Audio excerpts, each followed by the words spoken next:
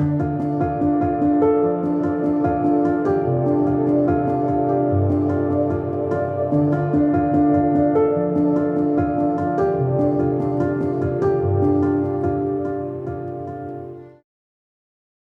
everyone, and welcome back to the George Collection. I'm Rachel Rightside Blonde.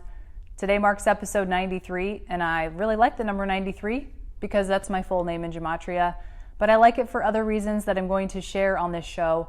This show is going to be kind of a look back on all the numbers and all the Gematria that has shown up in my life and the coincidences that have played into George as a whole and also into Trump rallies. And I really think you'll like this show. So stick with me, it's story time. So back in early 2020 and 2021, I started seeing 47s everywhere, 74, 47, all over the place.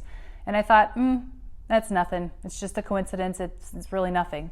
I started paying attention though to all of the times I saw those numbers and how crazy they were. Funny story, when I was seeing these numbers, I went on a trip with my family down to Missouri and I was telling my family about these numbers. I kept seeing 4s and 7s, 7s and 4s everywhere. I thought I was losing my mind. And of course they thought I was losing my mind too, which is fine. I've always been the weird one. I'll accept that. But, they just wrote it off and I said, okay. Later on that day, I was gonna go for a walk, so I asked them for the code to get back into this Airbnb we were staying at, and my sister was like, oh my gosh, it's 4747. So things like that kept occurring in my life that, could just be a coincidence, but they just happened so frequently that it really got my attention. Fast forward a couple months, I started watching videos with this guy named Tom Numbers who was talking about Gematria and numbers. And so I got curious. I thought, what's Rachel in Gematria? It's 47, 47. And Jesus was 74. So instantly that got my attention. I thought, okay, is this God's way of speaking to me or trying to get my attention in some way? And if so, what is he trying to tell me here? So I started paying attention. About that same time, I was cleaning out a basement for a man with dementia. His adult children did not want to come back to help him clean out the basement. So I was in this basement cleaning out all of his stuff. I really felt bad. It was a lot of things like yearbook stuff and newspaper clippings, things that we think are going to matter when we're old that our kids will want, and the kids didn't come back and get it, which was kind of ironic. But I did find this, and it is this exact magazine, this one right here in my hand. I have some other ones now, but this is the one that I found. And it's the inaugural issue of George Magazine. Of course, I knew what George Magazine was at this point and the significance it had, so I thought, I'm not going to throw that away. I'm going to keep that. And this is what started my entire George collection, was this magazine right here, out of a basement of all places. After I got that first issue of George, I started ordering more issues of George just because I wanted to see if there were any more coincidences like what was in the Survival Guide to the Future and other George magazines. And slowly but surely, my collection was complete. Fast forward to October of 2021, and there was a Patriot event coming to Iowa. So I decided to go to this Patriot event, number one, because I was curious what they were going to say, but number two, I was curious who else would show up from my location, who was awake and could see the things that I saw. Guess who walked right in front of me? Tom Numbers. The guy from the UK walks right in front of me in Des Moines, Iowa. What are the chances of that? So I got to know Tom. I told him all these crazy number sequences that I've been getting, and that he really helped me make some sort of sense out of these numbers. London is 74, so it's a mirror reflection. So 74, 47, the 7s and the 4s that Rachel gets a lot is really important. 47 plus 74 is 121, which is second coming. Almost exactly 2 years ago, I released my very first George collection video about coincidences between current times and the George magazines from the 90s. I made it my goal to post a video every Friday, and give or take some Fridays where I wasn't allowed to post or the holidays snuck up on me. I've been doing this for almost 2 years, which is crazy. In 2022, I had a lot of events scheduled that kept getting postponed and canceled, so I ended up finally getting to one in July of that year in Virginia Beach, and that happened to be where Gene Ho announced that George Magazine was coming back. I was in that crowd. I walked in to him saying that. I almost missed his speech because I was getting a drink from Dunkin' Donuts, but I caught it. He was up there. I saw the big George Magazine up on stage, and I was elated. I had no idea that George was coming back, and how ironic that I was there when he announced that. So I went to him. I went up to his booth and I said, I'm Rachel. I have this show on YouTube called The George Collection. If you need anything, any information about the old George magazines, I'm your person. I've been studying these things for, 7 months at this point. Initially, I was just going to be a contributor to George magazine. I was going to write articles about the old Georges and, basically take my show and put it into an article form. But as time went on, things needed to get done with the magazine, and I would volunteer for those tasks. And slowly but surely, I worked my way into the staff of George magazine. Now here's where the story gets crazy, as if it wasn't crazy enough as it is, but it also gets a little personal, so bear with me as I tell this story because it does tie into where I'm going. When I was 17, yes, 17, I lost a friend in a car accident on 9/3/93, and it changed my life forever. When you're that young and you lose a friend or a family member, it really puts life into perspective. It helps you understand how precious life is. And although it really hurt going through that experience, I'm glad I went through it because at a young age, I had the opportunity to learn what's important in life. So every September 3rd, I would think back to the time when I was 17 and I would reflect on what I'd been through and how far I had come. But on 9/3/22, I was invited to the Trump rally in Wilkes Barre, Pennsylvania. And nothing could have prepared me for what I would experience there. I got there and I really wasn't sure where I was going to get to sit. I was hoping I would get to sit behind the president, but I really wasn't sure. I dressed in my black George shirt and my black MAGA hat, and everything was just kind of up in the air. So I was walking around trying to find the right wristband to sit behind the president, and everything just kind of worked out for me to sit back there. I was sitting by a couple people that I had never met before but quickly became friends with and are huge Trumpers, very nice men. But one of them's name is Edward X. Young. Some of you have heard of Edward X. Young, but at this rally I had no idea who he was other than he's a huge Trumper and he's a very nice guy. So the rally begins, everything's going great. I'm sitting between my two new friends behind the president, and towards the end of the rally, something happened. We started hearing thunder, and I looked at my new friends. I said, is there a storm outside? I don't know. So we looked at our phones. We were trying to see if there was a thunderstorm outside. Nope, everything was clear. It was very weird. Suddenly, more thunder noises. Then we realized that it was over the loudspeaker. Next thing we know, we hear the most beautiful violin music start to play. And that music set behind Trump talking about how we are a nation in decline was very emotional for everyone there. Obviously now, looking back, we know what music that was, and I'm very honored to say I was at the very first rally that music was played at. But now we are a nation in decline. We are a nation that is failing.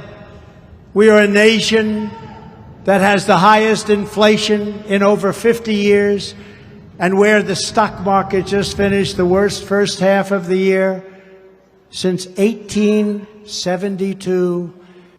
We are no longer energy independent or energy dominant as we just were 2 short years ago. We are a nation that is begging Venezuela, Saudi Arabia, and many others for oil. Please, please, please help us. Surrendering all over, but in particular to Afghanistan, leaving behind dead soldiers, American citizens, and $85 billion worth of the finest military equipment anywhere in the world. I have a ton of pictures and a ton of memories from that day, and it was just a wonderful rally. It was so much fun to be there and to just be around other people who feel the same way that I do. The next day I flew back to Iowa and I thought nothing of it until about a week later I saw Edward X. Young being interviewed by Right Side Broadcasting. I noticed right away that he seemed different than the Edward X. Young that I was sitting next to behind Trump. But I thought maybe I'm going crazy, but people all over the internet were going nuts with this person, this mystery, Edward X. Young, the person I sat next to the entire Trump rally. I quickly found his interview on Right Side Broadcasting and I watched the entire thing through, which started at 3:30 p.m. Eastern Standard and went until 3:39 Eastern Standard. 39 is a mirror to 93. Interesting. Also, what was interesting is what he actually said during this interview, and it actually made me laugh out loud because I felt like I was being punked. Thank you, Liz. May I be interviewed by you? Yes, let me check on something real quickly. This is my 54th rally. Is the audio on? We're taking this?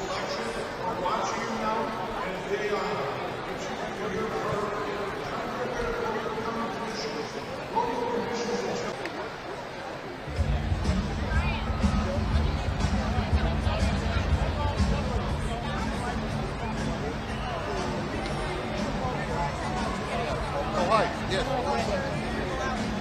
Hi, everyone, and welcome back. Right Side Broadcasting Network. I'm your host for today's Save America rally here in Scranton, Wilkes Barre, Pennsylvania with Donald Trump. My name's Liz Willis. We are inside currently waiting for the program to begin. The pre-program begins at 4 p.m. and President Trump is scheduled to take the stage at 7 p.m. Before that begins, I'd like to get to know some more of the people here and do interviews. And the man behind me has been to dozens of rallies, so of course we have to get to know him. What's your name, where are you from, and what rally number is this? My name is Edward X. Young, E-D-W-A-R-D, middle initial X for Xavier, last name Young, Y-O-U-N-G. I'm from Point Pleasant, New Jersey. This is my 54th Trump rally. 54th Trump rally. Holy cow. Well, how have we not met before then? That's a mystery. I mean, that's a mystery to me. This is... Nice to meet you, Edward. What inspires you to come out to these rallies? What started it, and what is the factor that keeps you going? Well, I mean, back in 2015, it seemed pretty obvious that America was going down the tubes, and we had a President, Obama, telling us America's had its day. We're going under. It's unstoppable. And then I was in a terrible car accident. I was lying in my hospital bed. I broke my arm, my leg, a bunch of ribs, 8 herniated discs. I felt my life was over, ruined. But then I saw Donald Trump deliver his speech, and I figured I finally found someone I could believe in. I was like, here is the only one. Donald Trump was the only one with the courage to defy the tyranny of political correctness and the strength to stanch the pernicious flow of progressive liberalism. And I was scared. I was scared at the thought of Hillary becoming president. A knowledgeable friend of mine in D.C., I can't say what he works for, but he told me if Hillary becomes president, she'll be the first woman president and the last president. He said, this country, he said, the Soviet Union went belly up on Christmas Day of 1991. He said, don't think America can't disappear in the blink of an eye with the wrong people in charge. And right now, we got the wrong people in charge. I enjoy these rallies, but I felt really motivated to drive this far after watching that horrendous, vulgar, vile, evil speech by our imbecile Absolutely. chief. I can't even call that guy president. He's just an ignorant, brain-dead sock puppet. The question is, who's pulling the strings and running the show behind the scene? I think we have our suspicions, but I could not believe sitting at home. First of all, what was that blood-red black background with 2 soldiers? Worst optics I've ever seen. President Trump's advance team would never allow for that to happen. The people that set up these rallies, top of the line. Biden looked like Emperor Palpatine from the Star Wars series, like a supervillain. And then, of course, he flat out said he's declaring war on me. Yeah, exactly. I mean, how does that feel? It's my next question. I asked Adam earlier, he declared war on me as well. But you, I mean, how does it feel for the whatever acting, sitting, whatever you want to call it, pains me to say it, but President of the United States, to say that because of your political beliefs, you are a threat to democracy? I'm an enemy of the state. What is he? I'm a semi-fascist. That's like being semi-pregnant. What does that mean, semi-fascist? But I'll tell you, it's not just how I feel. I'm already a victim. I've already had the FBI. I've been to a lot of Trump rallies. I'm very visible. I've been on the press. I don't know how we didn't meet before, but Do you know who RSBN is? Yeah, yes, I do. We just never had a chance to talk. Okay. But I've seen I've seen your people, but usually there's a big crowd, and I end up involved with whatever. Somebody speaking, the president's there, or the president. But I forgive you. I have had the FBI come to my house twice and harass me and scare my family and threaten me. And I mean, I was. What's the most radical thing you've done? What is so radical about you? Oh, I attended Donald Trump's speech in Washington, D.C. on January 6th of 2000. Straight to the gulag. That's right. And I went to see the president speak. That was my 50th rally. How dare you? That was my 50th rally. And I did not breach the Capitol building. And nobody I was hanging with talked about it. But we all noticed the surprising lack of security. Nobody talks about it. You would probably talk about it. People keep on acting like this January 6th thing was an isolated incident. No. There were 2 other rallies. Right after the election, there was the Million MAGA March in November, and then there was the 2-day rally in December, and nobody ever talked about other than the government. The talk was, and it was grassroots. There was no central organization. We were going to come back the first Saturday of every month and give that. They gave us Not My President for 4 years. We were going to say Not My President and have these speeches every month like clockwork. What an embarrassment that would be. So the Democrats had to pull the security and let a riot happen and let somebody die so they could stop these rallies. So they could say, see, Trump rallies are dangerous. People get killed. You know, who gets killed? We get killed. But also, on top of that, the FBI, when they came to my house, they wanted to know if I was plotting on overthrowing the government. Wow. Now, what am I supposed to answer to that? Oh, yeah, I am, actually, yeah. But they wanted to know if I breached the Capitol. I said, I think you guys would know. You guys would, and they wanted to know if I was a member of the Proud Boys. Do I look like a Proud Boy? Do I look like I would get into the street and fight with Antifa? No. Or if I was a member of QAnon. But then I've been audited now. The first time in my life, after that incident, I was, and they came to my house twice. After that incident, I know. Well, the first time I wasn't there, and they just scared the bejesus out of my 93-year-old father, and they wouldn't tell him who they were. And he said, these men in suits came looking for you, and they had your picture, and they wanted to know if you lived here. I'm like, what did you tell them, Dad? He goes, yeah, he lives here. That's my son. I'm like, who are they? I don't know. They wouldn't tell me. But then I got audited by the IRS. And those bastards, can I say that? Those bastards told me that 5 years ago, they had calculated that I'd underpaid my federal income taxes by $10. And I got this letter that if I didn't pay the $10 within 30 days, I could face substantial fines or imprisonment. I'm not going to be surprised if those 87,000 new IRS agents specifically target conservative voters. We're all going to get audited. Don't even try to save a penny by not declaring something. We're all going to get audited. They're the Gestapo. No, the FBI are the Gestapo. These are like the SS. So great. Well, and a good note, yes. President Trump will be here today. It's his first public speech since the raid on his home at Mar-a-Lago. So I think it's really wonderful that thousands of people are coming out to support him. This is your all-time Let's listen. president, Donald J. Trump. All right, we're going to take a quick break and listen to Beautiful coffee table book. Of course, everyone's going to call me crazy, and that's just a coincidence, and that's fine if you want to think that, but something in my gut tells me that's not the case. Also, Wilkes Barre, WB, Bright Side Blonde. Another interesting coincidence from that day.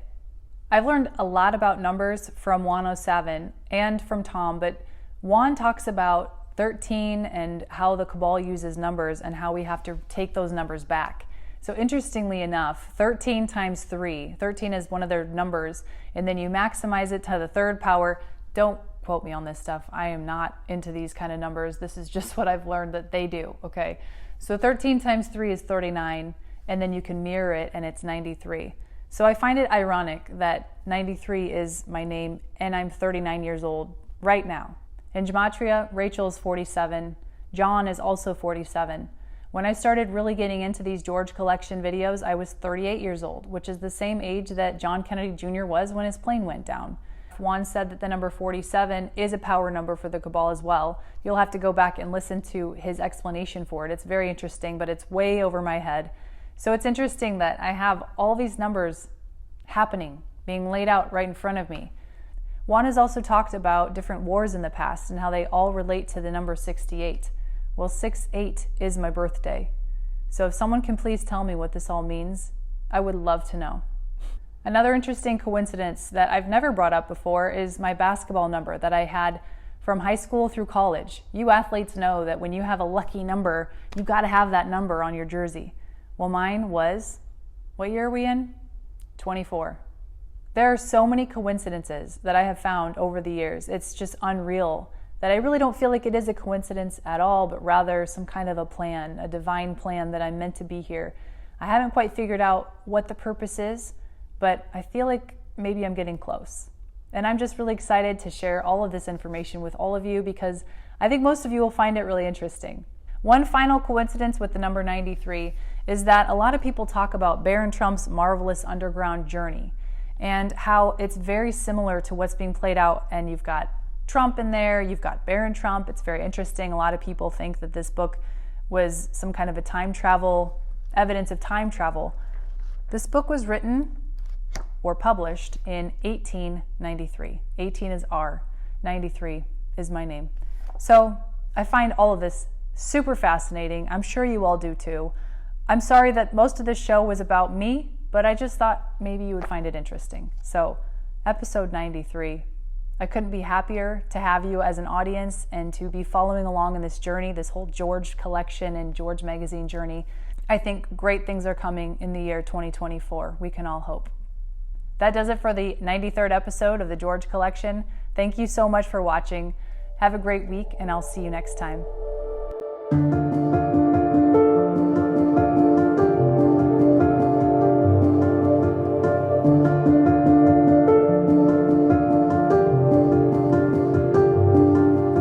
Magazine, George, which is a hoot of a magazine. I thought you were a lawyer. I was. What happened? Well, we decided, actually taking a cue from folks like yourself and you around the 1992 election, that there was an opportunity here to change the definition of a political magazine. Certainly the way Americans were accessing information about politics and politicians was changing. Candidates were appearing on late-night talk shows, on talk radio, on sitcoms, and there was a kind of a leveling process, and while the rest of media clearly had caught up with that, we felt that political magazines per se hadn't. Your mother was a hell of an editor at Doubleday. That's what I hear. Would she have liked George? I think she would have.